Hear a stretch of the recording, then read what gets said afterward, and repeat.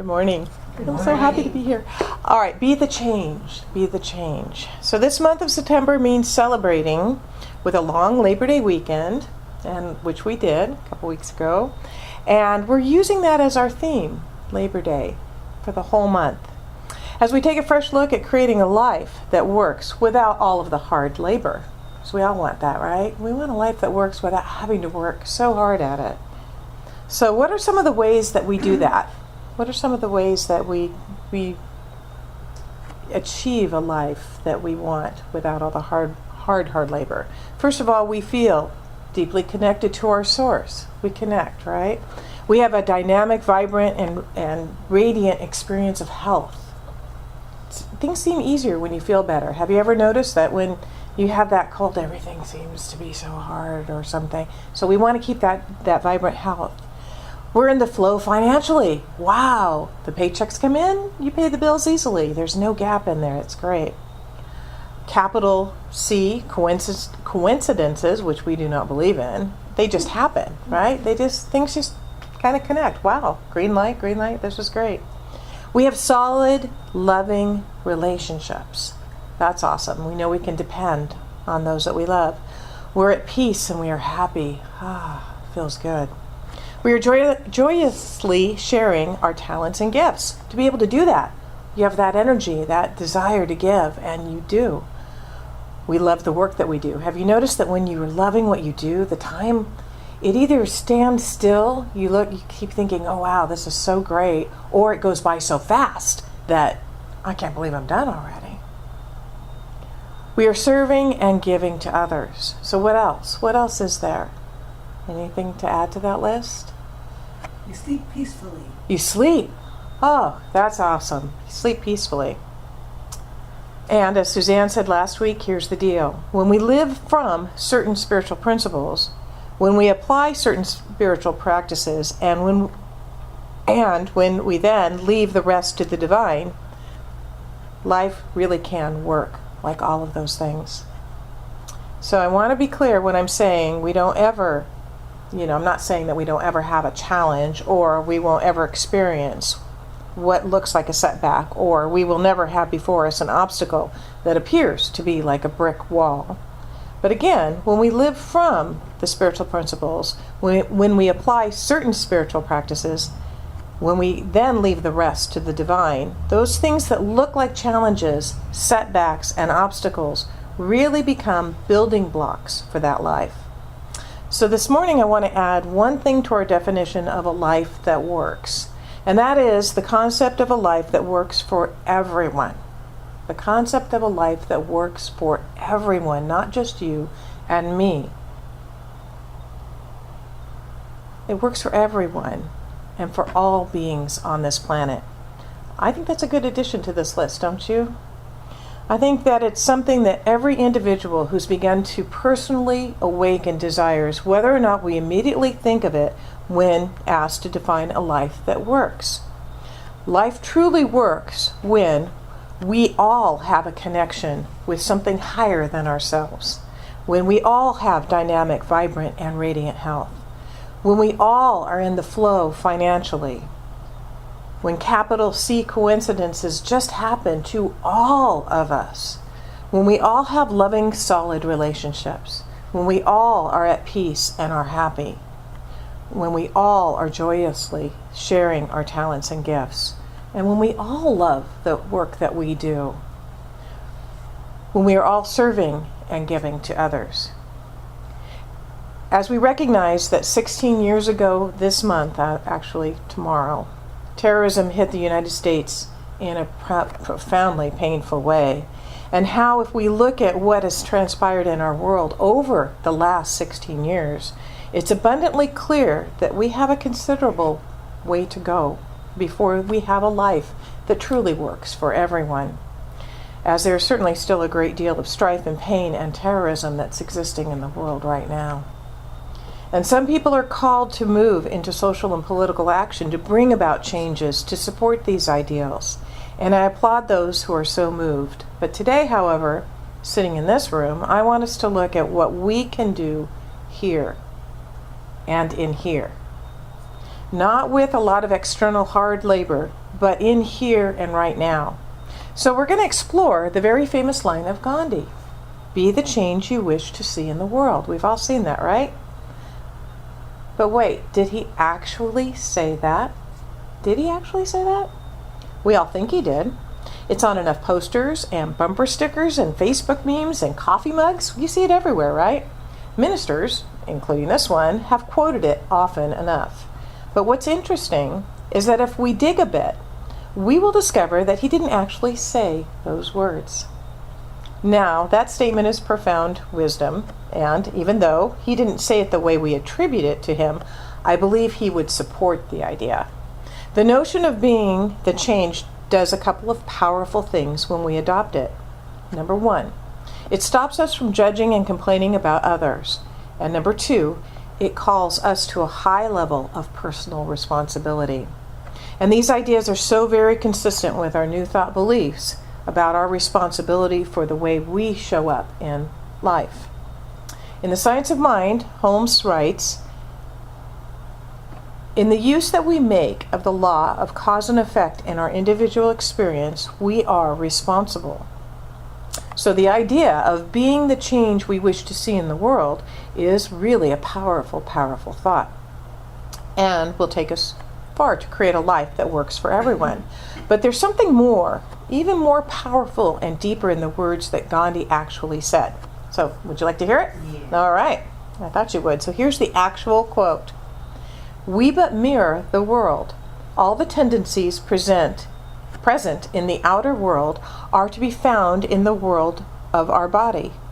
If we could change ourselves, the tendencies in the world would also change.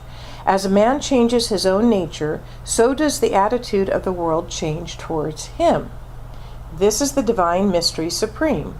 A wonderful thing it is, and the source of our happiness. We need not wait to see what others do."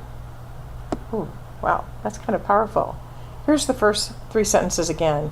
"We but mirror the world.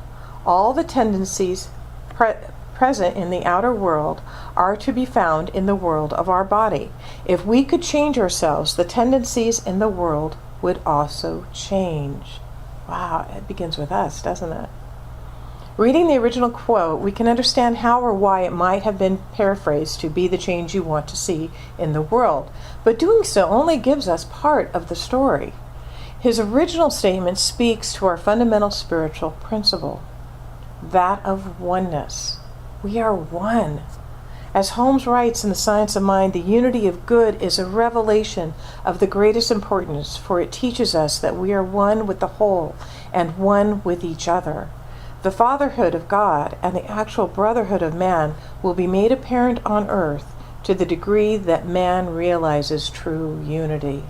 Wow. So what goes on inside of me absolutely and completely affects what goes on not just in my world, but in our world. We have so much power that we are not harnessing and recognizing and using. Gandhi's power came from his inner work to arrive at this truth. And that is what we are all about here at the center and in everything that we do. Through our time together on Sunday, through our classes, through our workshops, the groups, all of that, we are all about inner transformation, which affects not just us, because it affects the entire world. What we do here has an effect on the entire world. There's an amazing analogy of this power in H.B. Jeffries' Principles of Healing. Anybody read that? You've read Principles of Healing? Yes, it was one of our textbooks actually for practitioner. If I brought the book in, it's so old that Suzanne would go, "Get that out of here." It's filled with, I'm sure, a lot of dust mites and things. Yeah. The analogy is based first on the premise, which is a spiritual principle we teach here all the time. When you know the truth, there will be a freeing from untruth. The freeing will come forth because you have waked up out of sleep, because you know that God is always all in all, and that there is never any other presence or power or substance or intelligence. That's the truth referred to in the first sentence. When you see that, you will not try to heal. Practitioners who make a great labor of healing by working on their patients do not get along very fast because they're trying to do something that does not need to be done. This is a real crux of practitioner teaching. Okay. It says, when you see that, you will not try to heal. Practitioners who make a great labor of healing by working on their patients do not get along very fast because they are trying to do something that does not need to be done. God is all there is, and you cannot change God. You cannot do anything with God or to God or for God. You can only walk in God's presence and be awake and alive to that presence. But when you know God's presence, there will be that something in you, with you, and about you, which is called mastership. Here's the analogy of this type of mastership. Suppose there is only one singer in the whole choir who has the proper note and key, and that all of the rest of us are off key. That's easy to imagine here, isn't it? At least for me. I'm never on key. That's akin to the person who knows God's presence. So the person who's singing in key knows God, the analogy is that they know God's presence, who is awake and alive with that presence. If that one person in the choir will keep to the true key and tempo, ignoring the rest and singing correctly, the entire choir will swing into the right way and soon be together with that one. So if they stay on track, everybody else will just fall into order there. This will happen not because the true singer has given any attention to the other's lack of musical accuracy, but because he has kept his own accuracy, because he has maintained his knowledge and his expression of the principle of music. Jeffrey writes, thus it is in spiritual science. If you can keep the divine principle yourself, you will find that the seeming discords of others will pass away. Wow. Why is this? Because we but mirror the world. All the tendencies present in the outer world are to be found in the world of our body. What we see out there is a reflection of what's in here. So what can you do today, this very moment? In here, and we, here. What can we do today? I know what won't support life that works for everyone. I know what doesn't work. Anger, hatred, hurt, none of that supports. But Deepak Chopra wrote a brilliant letter immediately after 9/11, and here's a little bit of that. He wrote, in this moment of shock, I don't think any one of us has the answers. It is imperative that we pray and offer solace and help to each other. But if you and I are having a single thought of violence or hatred against anyone in the world at this moment, we are contributing to the wounding of the world. Wow, that's heavy. So how in this morning can we contribute to the healing, revealing of the wholeness in our world so that we all have a connection with something higher than ourselves? We all have dynamic, vibrant, and radiant health.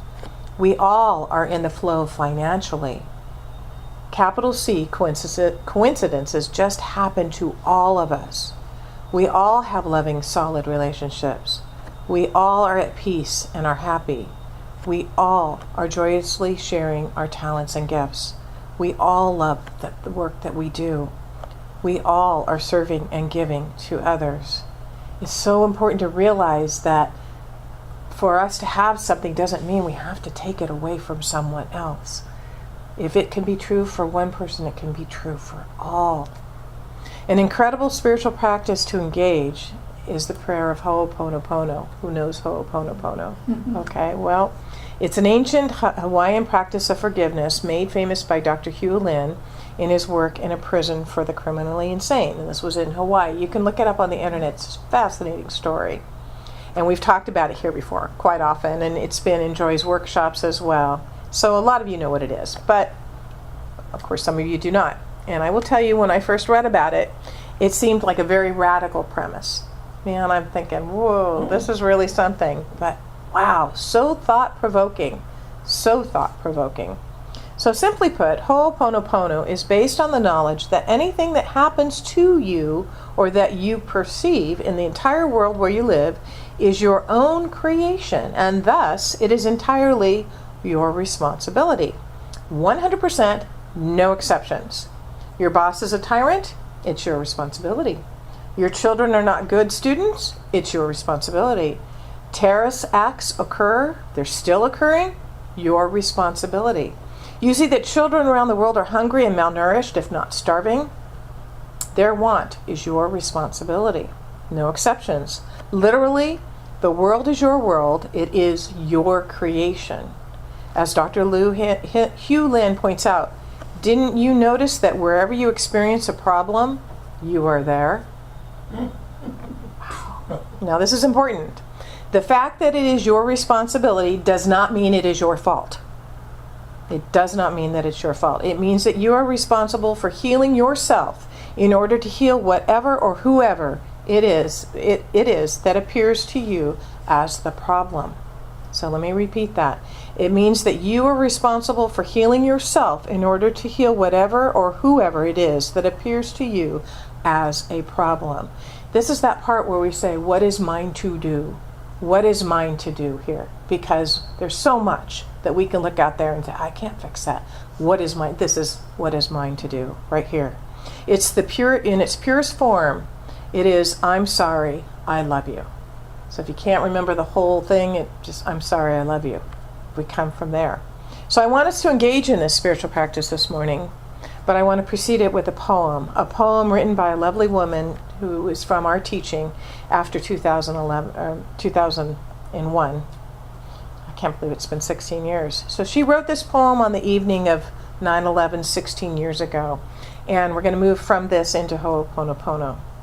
So her name is Kim Davies, and it's titled What I Know. What I know is that God's presence is everywhere. What I know is that you and I and our loved ones are always wrapped in the arms of divine love. What I know is that faith is more enormous and massive than the horrifying tragedy of this week. What I know is that there is always great healing and forgiveness and peace in my heart.